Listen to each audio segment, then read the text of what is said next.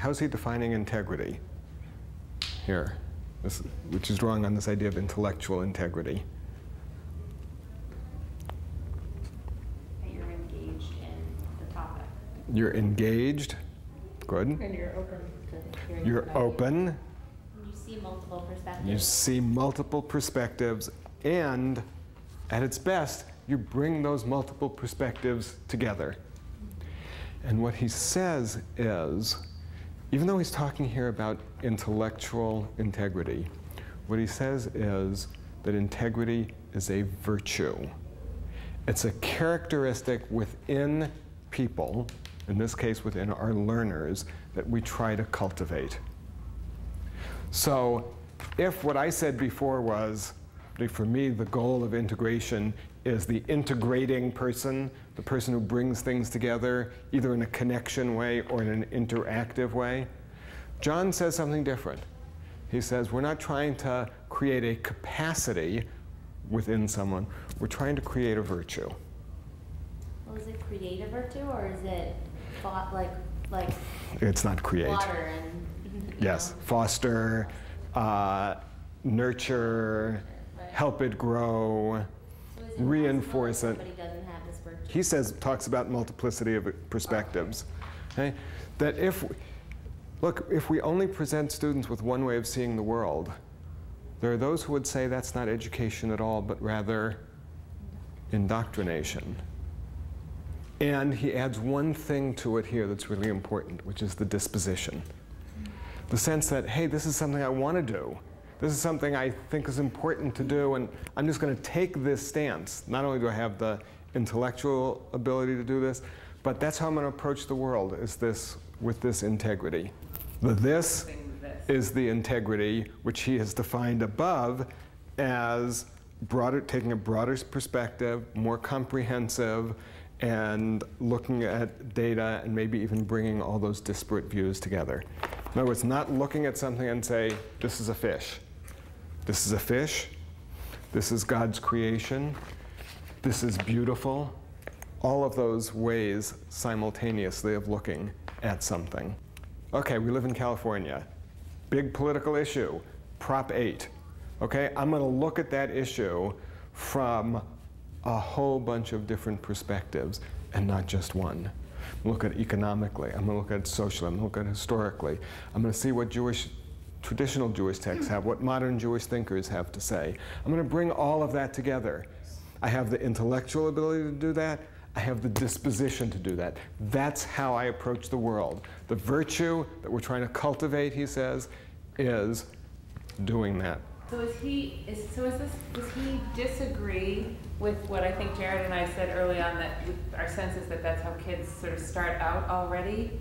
No, I don't think he would disagree with that. Is he saying that? But schools don't cultivate that right now.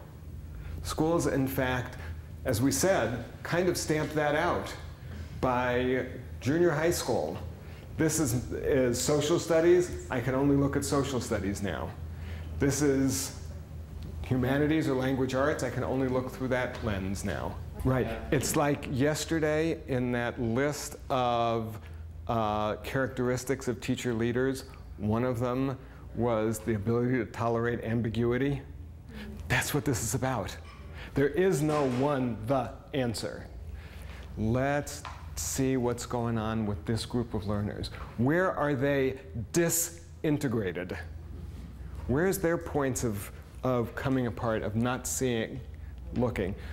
Is this group so interested in academics that, we can't bother with all this Jewish stuff? We had a couple of examples of that.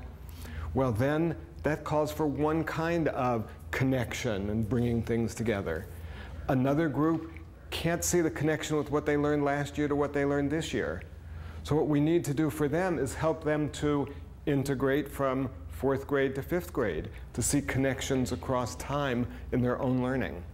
Where are the places where learners aren't making connections, aren't seeing the world whole, aren't bringing these multiple perspectives and bringing unity to them?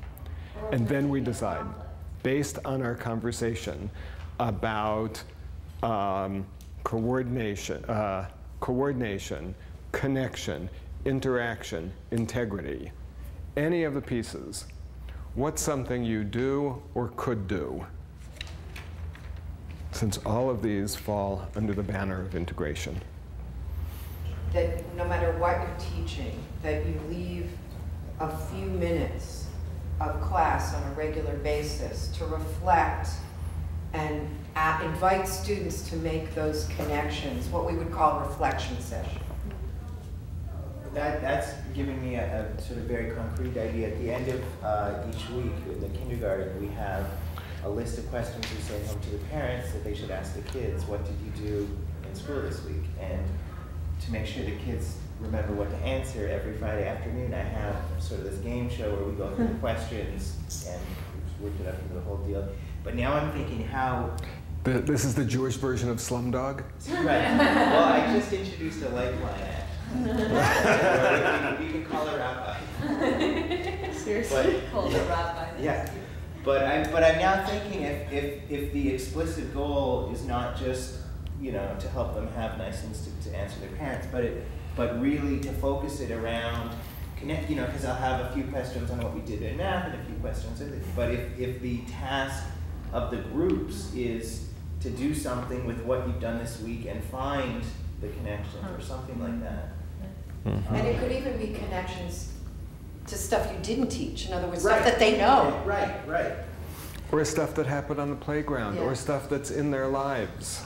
Some of you were at my talk earlier. I talked today about the implementation of both a method of curriculum integration as well as a method of structural integration. So thinking about Levison's ideas, which I didn't get to read before my thesis. Because it wasn't published before right, your I know, thesis. you were like, wait a couple months.